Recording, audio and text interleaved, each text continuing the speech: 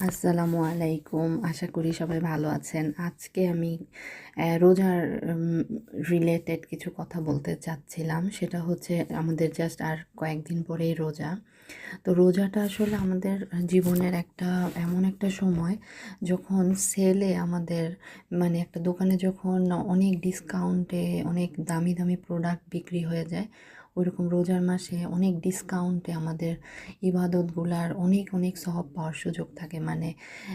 যেটা হয় যে অনেক বেশি গুনাহ মাফ হওয়ার সুযোগ, অনেক বেশি বারাকা, অনেক বেশি ইবাদত কবুল হওয়ার সুযোগ, এই সুযোগগুলো আমাদের রোজার মাসে থাকে। তো রোজার মাসের আমাদের কিছু ইন্টেনশন ক্লিয়ার আপ করা উচিত রোজার মাসের শুরুতে, যে আসলে আমি রোজাটা কীভাবে শেষ করতে চাচ্ছি এবং এই মাসে আমার গেইন, আমার প্ল্যানিংকে আমি কীভাবে আখিরাতের জন্য সর্বোচ্চ চেষ্টা করে কিভাবে আমি বেস্ট ওয়েতে রোজাকে ইউটিলাইজ করতে পারি। তো এই জন্য আমাদের প্ল্যানিং দরকার। যেমন রোজার জন্য আমরা কিছু প্ল্যান করে ফেলতে পারি বিফোর হ্যান্ড। যেমন অনেকেই দেখি যে রোজার আগে বিভিন্ন ইফতারির আইটেম, স্ন্যাক্স আইটেম, বিভিন্ন খাবার তৈরি করে রাখে যে তারা রোজার পুরো মাসে এগুলা খাবে ইফতারিতে বা সেহেরিতে। তো ওইরকম আমাদের রোজার মাসে ইবাদত আমরা কী করব, কিভাবে করব, কখন করব এবং আমাদের উদ্দেশ্য কি, এই ইবাদতগুলো আমরা কেন করতে চাই, এই ব্যাপারগুলো নিয়ে আমাদের রোজার আগেই প্ল্যানিং করে ফেলতে হবে। প্রথম 1 নাম্বার হচ্ছে রোজার আগে আমাদের একটা দোয়ার লিস্ট করা উচিত। যেহেতু রোজার মাসটা দোয়া কবুলের মাস, স্পেশালি লাস্ট 10 নাইটস, শেষের 10 দিন। সো আমাদেরকে রোজা ইনস্ট্যান্টলি আমরা অনেক সময় কোন দোয়া রেখে কোনটা করব মাথায় থাকে না। তো আমাদের একটা দোয়ার লিস্ট করা উচিত নিজেদেরই, অথবা অনলাইনে পাওয়া যায় সেখান থেকে নেওয়া উচিত। তারপরে একটা টাইম প্ল্যান করা উচিত যে আমি রোজার মাসে কোন ইবাদতগুলো বেশি করব। যেহেতু রোজা হচ্ছে কোরআন নাজিলের মাস, আমাদের বেশি বেশি কোরআনের সাথে কানেক্টেড থাকা উচিত। কোরআন তেলাওয়াত করতে পারলে করা উচিত, শুনতে পারলে শোনা উচিত, তাফসির পারলে শোনা উচিত। স্পেশালি বিভিন্ন অ্যাপ আছে যেখানে বাংলা অর্থ সহ বসে বসে যে কোনো জায়গায়, রাস্তা, গাড়িতে, সব জায়গায় বসে কোরআন পড়া যায়। সেই সুযোগগুলো ইউটিলাইজ করা উচিত। তারপরে যেহেতু রোজার মাসটা অ্যাকচুয়ালি 1 মাস, কিন্তু এটা খুব দ্রুত চোখের পলকে চলে যাবে আমরা যদি আগে থেকে প্ল্যান করে না রাখি। তো বিভিন্ন নিজেকে চ্যালেঞ্জ করে বিভিন্ন ইবাদতগুলোকে করা উচিত। যেমন যেই সব নামাজ আমরা নর্মালি পড়ি না, যেমন আসরের আগের সুন্নত বা নর্মালি মাগরিবের পরের নফল, বিভিন্ন নফল ইবাদত। তারপরে দোহার নামাজ একটা আছে, ফজরের পর থেকে জোহরের আগের যে নামাজটা। তারপর তারাবির নামাজটা, কিয়ামুল লাইল, বেশি সময় নিয়ে নিজেকে চ্যালেঞ্জ করে যে আমি না আরেকটু পারবো, এভাবে করে চেষ্টা করা উচিত। তারপরে রোজায় আমাদের কোরআনের উপর কন্টেমপ্লেশন করা উচিত। যেহেতু আমি প্রথমেই বললাম যে কোরআন নাজিলের মাস, আমরা কোরআনকে তাড়াহুড়া করে না পড়ে কোরআনের একটা আয়াতকেই ভেঙে ভেঙে, দরকার হলে একটা আয়াতের অর্থ নিয়ে আমি 1 সপ্তাহ কাটাই দিই, দরকার হলে পুরো মাস কাটাই দিই, কিন্তু আমি ওটার অর্থ বুঝি, কেন নাজিল হয়েছে, আল্লাহ কী বলতে চাইছেন। রোজার মাসটা যেন আমরা আল্লাহর সাথে কানেক্ট করার একটা রাস্তা হিসেবে খোঁজার চেষ্টা করি। যেমন আমরা যদি কারোর সাথে বন্ধুত্ব করতে চাই, তার সাথে ভালো সম্পর্ক তৈরি করতে চাই, আমরা তাকে ফোন দিই বা তাকে খুশি করার চেষ্টা করি বা তার সাথে গল্প গুজব করার চেষ্টা করি। তো আমাদের আল্লাহর সাথে কানেকশন, আল্লাহর সাথে কথা বলা, আল্লাহকে কল করার one of the best way হচ্ছে কোরআন। কারণ কোরআন হচ্ছে এমন একটা রশি, যেই রশির এক প্রান্ত আল্লাহ আমাদেরকে দিয়েছেন আর এক প্রান্ত আল্লাহ রাব্বুল আলামিনের কাছে। তো আমরা আল্লাহর কাছে কোরআনের সেই রশি ধরে যদি আল্লাহর কাছে আমরা কানেক্ট হওয়ার চেষ্টা করি, আমরা অবশ্যই আল্লাহ আমাদেরকে সেটা কবুল করবেন। তারপর আরেকটা হচ্ছে সদকা। আমরা ডেইলি বেসিসে সদকা করার চেষ্টা করতে পারি। যেমন আমি প্রতিদিনই এই অ্যামাউন্টটা দিব, পুরো 30 দিন আমি কিছু না কিছু সদকা করতে থাকবো। তাছাড়া জাকাত আদায় করা তো অবশ্যই ফরজ, এবং বেশি বেশি জাকাত আদায় করা ভালো। তারপরে আল্লাহর যে নামের যে আসমাউল হুসনাগুলো আছে, সেগুলো আমরা যদি সবাই 99টাই শিখে থাকি তাহলে ভালো। যেমন আমি চেষ্টা করতেছি যে মিনিমাম প্রতিদিন 2টা করে শিখি। সো 30 দিনে হয়তো 60টা নাম আসমাউল হুসনা শিখে ফেলা সম্ভব। তো এইভাবে আমরা একটু একটু করে চেষ্টা করতে পারি।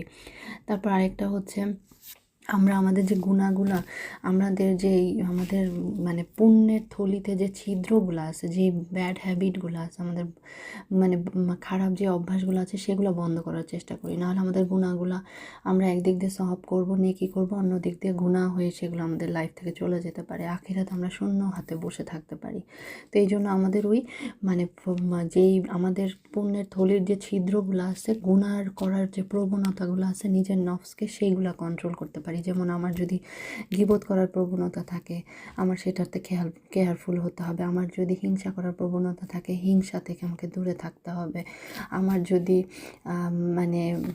আরও অনেক ব্যাড হ্যাবিট মানুষের থাকে, যেগুলো হচ্ছে মানে লোভ, লালসা, মানে বিভিন্ন টাইপের। এগুলোতে আমরা নিজেকে রোজার আগে আমরা 10টা মিনিট বা আধাটা ঘন্টা নিজেকে নিয়ে বসে চিন্তা করি, আচ্ছা আমার কী কী ব্যাড হ্যাবিট আছে। আমরা তো অন্যের ব্যাড হ্যাবিট অনেক চিন্তা করি, তো এরকম নিজের ব্যাড হ্যাবিট কী কী আছে ওগুলো নিয়ে আমরা বসে যদি একটু চিন্তা করি, তাহলে যেটা হবে, আমি রোজার মাসে আমাকে আসলে কোন দিকে ফোকাস করতে হবে সেটা আইডেন্টিফাই করা সহজ হবে। তো আমাদের আসলে নিজের সাথে বসতে হবে, নিজের সাথে সেলফ কন্টেমপ্লেশন, নিজের সাথে ডিসকাস করাটা খুবই জরুরি। আদারওয়াইজ আমরা সবাই শুধু অন্য কী করলো, অন্যের এই ফল্ট সেই ফল্ট, এইগুলো আইডেন্টিফাই করতে এত ব্যস্ত যে আমরা নিজের ভুলগুলো মানে জানিও না বা খুঁজেও দেখি না। এটা আমাদের রোজার আগে করলে রোজার মাসে আমরা ওগুলো থেকে দূরে থাকার চেষ্টা করতে পারবো। তারপরে আরও হচ্ছে রোজার মাসে আমরা একটু বেশি ভালো ব্যবহার করব সবার সাথে, কারণ ভালো ব্যবহার থেকে আল্লাহ অনেক সওয়াব আমাদেরকে দিবেন। তারপরে আমরা চেষ্টা করতে পারি যে আমি গত রোজায় যেইগুলো মিস করেছি, এই রোজা যেন আমি আরও বেশি ভালো করতে পারি। যেমন আমি গত রোজায় সেহেরি অনেক আর্লিয়ার করেছি, সো আমি তাহাজ্জুদটা হয়তো বা সবসময় হয়নি, তো এই বছর আমি সেই দিকে ফোকাস করার চেষ্টা করব। তো ওই রকম গত রোজার থেকে এই রোজা আমি আরও বেটার করব। যদি এমনই হয় যে এই রোজায় আমার লাস্ট রোজা, এরপর আমি আর কোনো দিন রমাদান পাবো না, তাহলে কি আমাকে সর্বোচ্চ চেষ্টা করতে হবে এই রোজাকে বেস্ট পসিবল ওয়েতে ইউটিলাইজ করা। আর আবার আরও একটা জিনিস এই রোজাতে আমরা যেটা করতে পারি সেটা হচ্ছে কিছু বিভিন্ন সূরা যেগুলো আমরা হয়তো বা মুখস্থ করা আছে বা মুখস্থ করার চেষ্টা করতে পারি, যেন আমরা নামাজের মধ্যে যেহেতু রোজার মাসে অনেক বেশি নামাজের একটা সুযোগ, অনেক নামাজ পড়ার হয়ে থাকে, তো আমরা বিভিন্ন সূরা মুখস্থ করার চেষ্টা করে সেই সূরাগুলোকে ইউটিলাইজ করতে পারি। আর সবচেয়ে বড় কথা, আমাদের রোজার মধ্যে নিজেকে নিয়ে চিন্তা করতে হবে যে আমরা আসলে কেন রোজা রাখছি। রোজাটা কি শুধু ফাস্টিং, যে আমি না খেয়ে থাকলাম?